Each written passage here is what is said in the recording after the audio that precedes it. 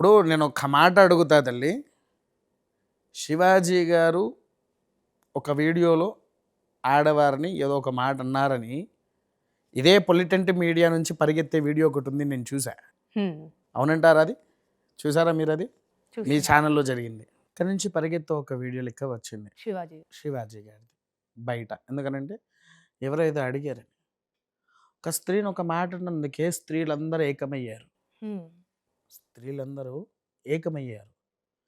కానీ అదే స్త్రీని సనాతన హైందవ ధర్మ రక్షకులు, సనాతన హైందవ ధర్మాన్ని చూపించిన ఒక యోగ్యత అయినటువంటి సీతాదేవిని, ద్రౌపదిని మాట్లాడిన వాడి మీదకి ఎందుకో పోవట్లేదు. ఒక యాక్టర్ అంటే కంటికి కనిపించిన ఆమెనంటే మాత్రము నీకు తప్పొచ్చింది.